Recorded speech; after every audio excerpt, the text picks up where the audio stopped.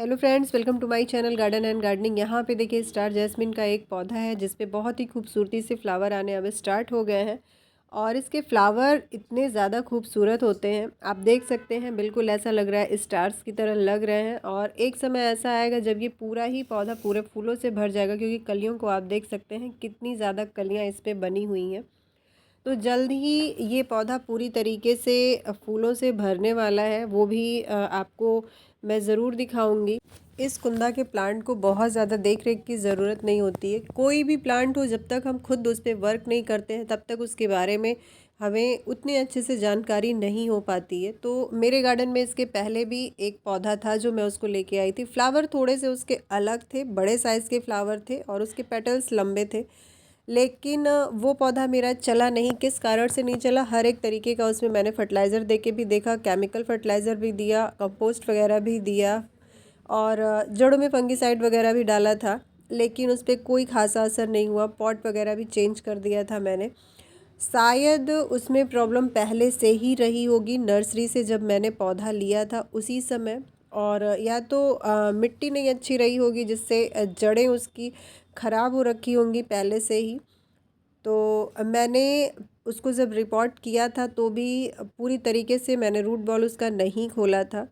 जब वो पौधा ख़राब हो गया फिर मैंने उसको पूरा खोला तो जड़ें पूरी तरीके से बंधी हुई थी और थोड़ी सी उसमें चिकनी मिट्टी थी। तो ये काम भी हमको कर लेना चाहिए। अगर पौधा हम ले आते हैं तो एक बारी ज़रूर उसको देख लेना चाहिए कि जड़ों में किस मिट्टी का यूज़ हुआ है। लाल मिट्टी, चिकनी मिट्टी बहुत मुश्किल होता है हमारे वहाँ इन पौधों को चलना इस मिट्टी में।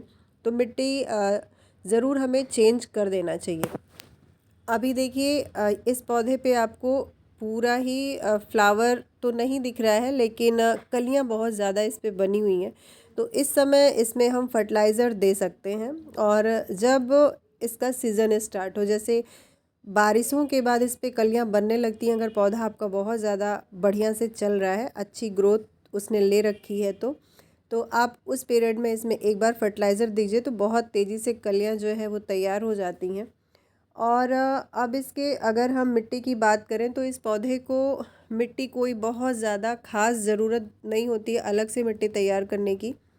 किसी भी पौधे में पानी नहीं रुकना चाहिए। कुछ पौधों को नमी पसंद है, कुछ पौधे जो है नमी में रहना नहीं पसंद करते हैं। तो ये भी हमारा परमानेंट प्लांट है, धूप में रहता है तो बहुत ज़्यादा नमी इसको नहीं पसंद है। जैसे हम गुड़हल वगैरह की मिट्टी तैयार करते हैं उसी तरीके से इस प्लांट की भी मिट्टी तैयार करेंगे। एक हिस्सा मिट्टी, एक हिस्सा गोबर की खाद और एक हिस्सा रेत आप ले सकते हैं। रेत अगर नहीं ले रहे हैं तो राइस हस्क का यूज़ कर सकते हैं। बहुत ज़्यादा मैं कोकोपीट का यूज़ नहीं करती हूँ। तो इससे क्या होगा, मिट्टी हमारी हल्की और पोरस बनेगी, इसकी जड़ें बहुत अच्छे से उस मिट्टी में फैलेंगी। गमला आप मिट्टी का ले लीजिए तो बहुत अच्छा है, क्योंकि हर एक प्लांट के लिए मिट्टी का गमला अच्छा होता है। लेकिन जब हम टेरेस गार्डनिंग करते हैं तो थोड़ा सा मिट्टी के पॉट से बचते हैं। उसमें आप प्लास्टिक का पॉट ले सकते हैं जिसमें बहुत ज़्यादा होल्स हों, जिससे पानी अच्छे से निकल जाए, पानी गमले में रुके नहीं, क्योंकि ठहरा हुआ पानी किसी भी पौधे को पसंद नहीं है। पौधे जो है ख़राब होने लगते हैं, जड़ें ख़राब होने लगती हैं। तो अगर होल्स कम हैं तो आप खुद से उसमें और ज़्यादा ड्रेनेज होल बना लीजिए, उसके बाद आप उसमें पौधे को लगाइए। प्लास्टिक के पॉट में बस ध्यान देने वाली ये बात होती है, जब बहुत ज़्यादा गर्मियाँ पड़ती हैं उस समय पौधा जो है, पॉट हमारा हीट हो जाता है, गर्म हो जाता है, जड़ें भी उसी तरह से मिट्टी के साथ साथ जलने लगती हैं। जलने मीन्स मिट्टी गर्म हो जाती है तो जड़ें उसमें उतने अच्छे से नहीं फैल पाती हैं।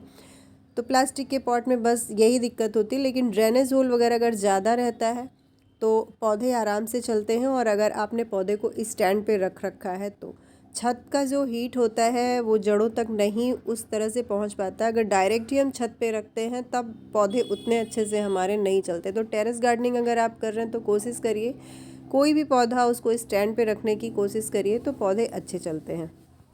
तो दोनों ही पॉट में आप लगा सकते हैं, मिट्टी के या प्लास्टिक के। सैरमिक के पॉट में ज़्यादातर हम लोग इंडोर प्लांट्स ही लगाते हैं। इस तरह से परमानेंट प्लांट नहीं अच्छे से चलते हैं मुझे जहाँ तक लगता है, और मैं सैरमिक पॉट का यूज़ खाली अपने इंडोर प्लांट्स के लिए ही करती हूँ।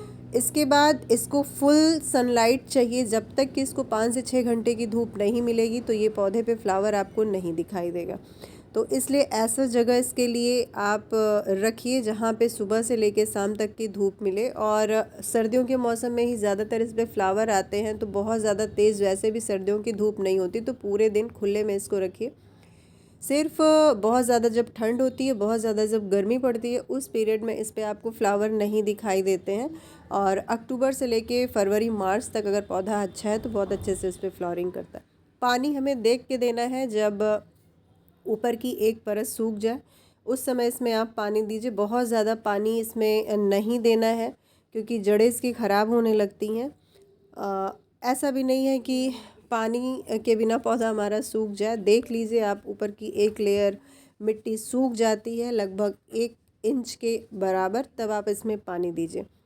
बारिशों में इसको कटिंग से आप तैयार कर सकते हैं। मेरा ये पौधा किसी तरीके से मैं कटिंग नहीं तैयार कर पाई, मुझे पता नहीं कैसे मुझे नहीं दिखा, लेकिन आप बारिश के समय में इसमें कटिंग से नया पौधा तैयार कर सकते हैं और अपने गार्डन में नया पौधा तैयार कर सकते हैं। इस बार मैं भी इसकी कटिंग लगाऊंगी। अभी तो सर्दियां आ गई हैं तो मुश्किल है इसका कटिंग लगना, लेकिन अभी इस पे अगर फ्लावर आ रहा है, ग्रोथ का टाइम है, तो हम इसकी कटिंग लगा के देख सकते हैं। क्योंकि जिस पौधे में जिस समय ग्रोथ दिखती है, जो समय में वो पौधा अच्छा करते हैं, उस समय अगर हम उनकी कटिंग लगाते हैं तो बहुत हद तक चांस रहते हैं पौधे के कटिंग से ग्रो होने के।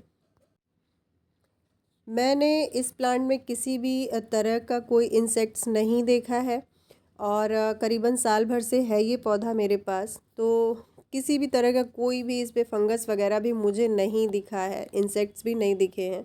और अगर आपको लगता है कुछ इस पे मिली बग्स वगैरह दिख रहे हैं तो नीम ऑयल का स्प्रे कर सकते हैं। जड़ों में महीने में एक बार फंगीसाइड ज़रूर डाल दीजिए, क्योंकि जड़ों से ही ये पौधा ख़राब होता है। तो फंगीसाइड आप पानी में घोल के दे सकते हैं। और फर्टिलाइज़र साल में 2 बार, जैसे हम अपने सभी परमानेंट प्लांट को देते हैं, इसमें भी गोबर की खाद या वर्मी कंपोस्ट के साथ नीम की खली आप डाल दीजिए, पौधा अच्छे से चलेगा। बार बार इसमें फर्टिलाइज़र देने की ज़रूरत नहीं है। मुझे तो अभी याद भी नहीं है इस पौधे में मैंने कब कंपोस्ट दिया था। और केमिकल से वैसे भी मैं नहीं देती हूँ केमिकल अपने प्लांट्स में बहुत ज़्यादा। जब पौधा नहीं दिखता है कि किसी तरीके का उस पर कोई बढ़त दिख रही है, तब थोड़ा सा मैं कोशिश करती हूँ NPK वगैरह देने का। नहीं तो गोबर की खाद या वर्मी कंपोस्ट, नीम की खली, सरसों की खली, इसी से मेरी जो है मेरे गार्डनिंग का काम चलता है। और इसी में पौधे टाइम आने पे अपने आप ही इस तरह से आपको फ्लावर दिखाई देंगे। बहुत ज़्यादा कंपोस्ट दे दे के भी हम किसी प्लांट में बिना टाइम के फ्लावर नहीं ला सकते हैं। मैं अपने लगभग कई वीडियो में ये बातें बता चुकी हूँ, क्योंकि मैंने देखा है। और जब टाइम आता है किसी भी प्लांट का, जब ग्रोइंग पीरियड जो होता है, उसी पीरियड में वो फ्लावरिंग करते हैं। कुंदा का प्लांट हार्डी प्लांट है, बेझिझक इसको आप अपने गार्डन में लगा सकते हैं, ला सकते हैं और इसी तरीके से ढेरों फ्लावर इस पे पा सकते हैं। तो बस ये थी छोटी सी जानकारी, जो मैंने जिस तरह से इस पौधे को अपने गार्डन में साल भर से रखा है, वही चीज़ें, वही जानकारी आपके साथ मैंने साझा की है। और ये वीडियो, छोटी सी जानकारी अगर आप लोगों को अच्छी लगी हो तो प्लीज़ वीडियो को लाइक करिए, शेयर करिए। चैनल पर नए हैं तो चैनल को सब्सक्राइब भी कर लीजिए।